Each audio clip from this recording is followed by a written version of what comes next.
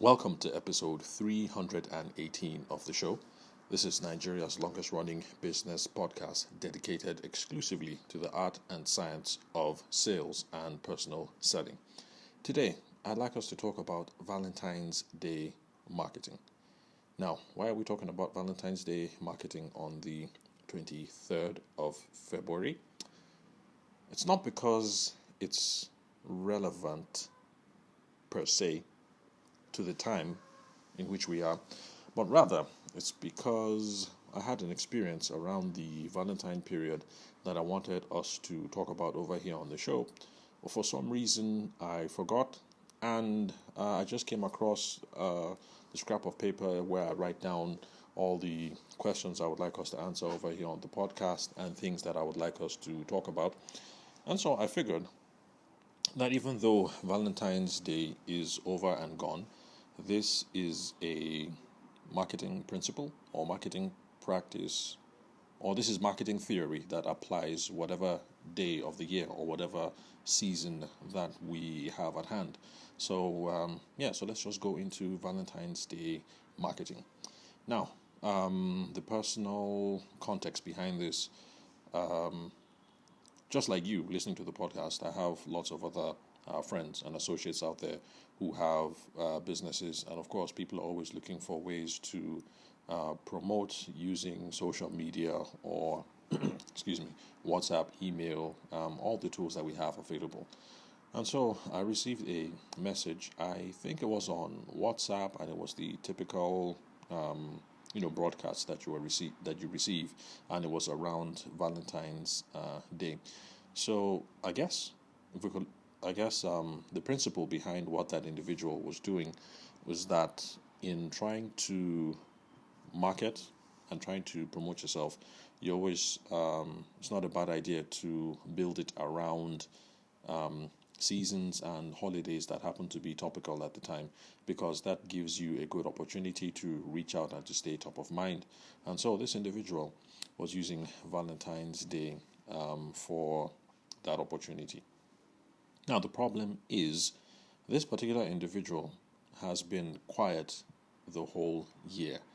And then now it's Valentine's time. They now start doing all the broadcasting and then all that activity. And that's what I would like us to explore today, basically.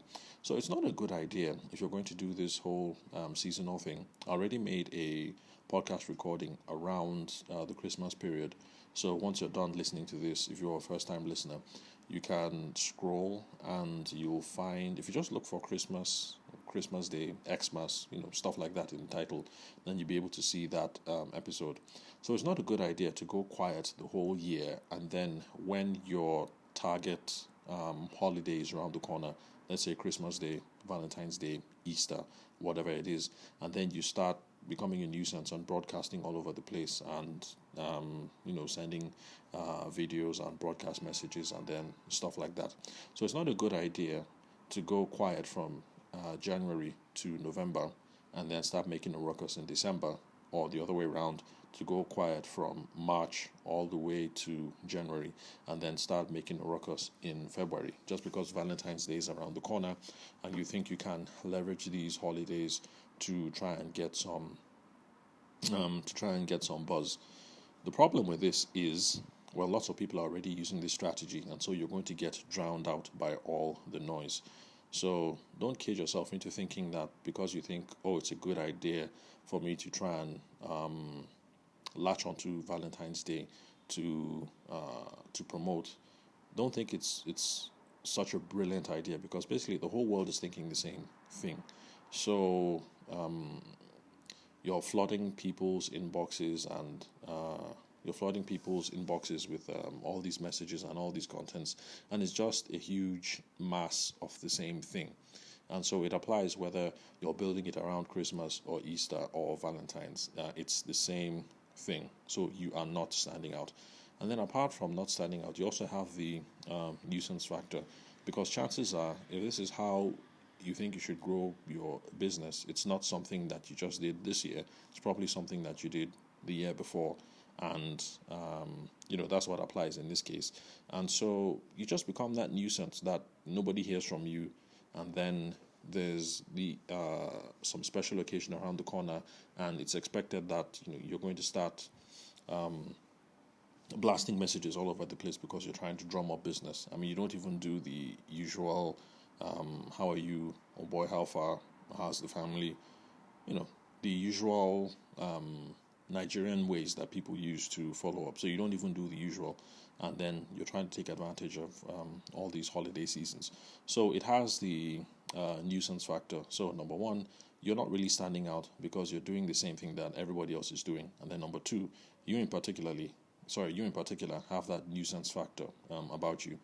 So what we should do rather is we should have a plan for nurturing our client base, our stakeholders, our potential customers that run throughout the whole year. The customer, the potential customers, the potential clients should be hearing from you all year through. That doesn't mean that you should be in touch with them every day or every week or every month. But the thing is that all these seasonal blips, they're too sleazy and they're too easy to ignore. So trying to latch onto this Valentine's Day thing every year, or the Christmas thing every year, or the Easter thing, or whatever holiday that you have going on, it's too sleazy and it's too easy to ignore. For instance, I run this podcast. Now, wouldn't it be really, really stupid? Okay, not stupid. It would be very silly of me to build the marketing and promotion efforts around this of this podcast. It would be very silly of me to hang everything on the World Podcasting Day. I can't remember what that is. I think it was sometime in September or October, because I got interviewed by a UK-based outfit for that. So it would be very silly of me to hinge all my promotions efforts on the World Podcasting Day.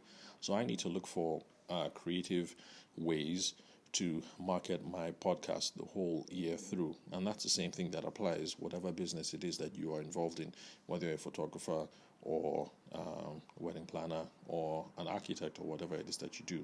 So let's stay away from these seasonal blips.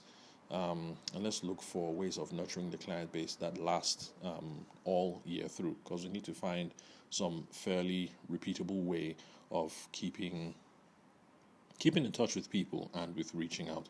For those of you who are long-time listeners of the podcast, you remember the episodes in the past where I've spoken about how you can build, you can touch base around personal milestones, career milestones. You reach out when you hear that somebody has had a baby, or somebody has got a promotion, or whatever it is. So personal and professional milestones, that works very well for those of us who are in the wedding and in the event space. I don't know if that applies if you are in, let's say, medical equipment sales, or if you're in the insurance business. I don't know if that applies. But my assumption is that if most of you listening to the podcast right now are in the wedding and the event space, then personal and professional milestones, that is a very, very, very good idea that you can use, and you're not going to suffer any drawback, because it's really person oriented. All businesses are person oriented. Should I say it's more personal or more personable than other things? So you're not going to get any drawback from continuing the conversation and reaching out to people based on personal or professional milestones. And then, of course, depending on the product or service that you offer, sometimes the use case or the life case of your product or your service also determines the follow-up. So if you sell inverter batteries, for instance, I can't remember, but I think for inverter batteries, if you use the new inverter batteries that have distilled water in the cells, I think it's a good idea to service it before a year. Let's see, what else? Okay, yeah, let me just use that as the example. So if you can sell inverter batteries and the typical service cycle is 1 year, then it might be a good idea to call the customer up, to reach out 6 months after they have purchased, to be sure that everything is going okay. And then also remind them about the 1 year service that you have promised, or the 1 year service that you have recommended, Let's see, what else? Okay, so that's an example about how the product or the service, in this case, the use case or the life cycle of the product also determines how we're going to do the follow up. So if you do things that way, and the person bought inverter batteries from you last year, then typically the person has already heard from you twice. That is halfway through the 6 months mark, and then also at the 12-month mark, so that you guys can arrange the servicing. So that way, it wouldn't be a nuisance when you now start reaching out again around Valentine's Day or Easter or whatever, because you want to publicize the Valentine's promotions or the Easter promotions or the 70% off on batteries, or this is the new line of batteries that we have, these are the new line of inverters that we have. It's not going to be that much of a nuisance, and it's not going to be that hard to ignore, because you have done your job of nurturing your client base throughout the whole year, and it's going to be, what will I say? You're going to be top of mind at the very least, because it's not sleazy and it's not opportunistic. So yeah, that's it. So we've gone past the 10-minute mark, and that's what I wanted us to look at on the podcast today. So let's stay around this seasonal blips. Let's stop this whole Christmas thing, Valentine's Day thing, Easter thing, Diwali thing, whatever it is. I mean, of course, it should be part of your regular promotions and your regular marketing, but don't build your marketing and sales strategy exclusively or heavily around these events or around these holidays. So thank you very much for listening to the Sales for the Nigerian Wedding Industry podcast. I'm your host, Abuja-based sales consultant and event media professional, Tavishima Ayede. Thank you very much for your time and attention. I'll catch you guys at the next recording. If you come across anything that you find valuable here, please share with your associates and contribute to putting out the gospel about how we can grow our businesses one conversation at a time by improving our skills when it comes to personal selling and sales. So thank you very much for listening. I'll catch you guys at the next recording.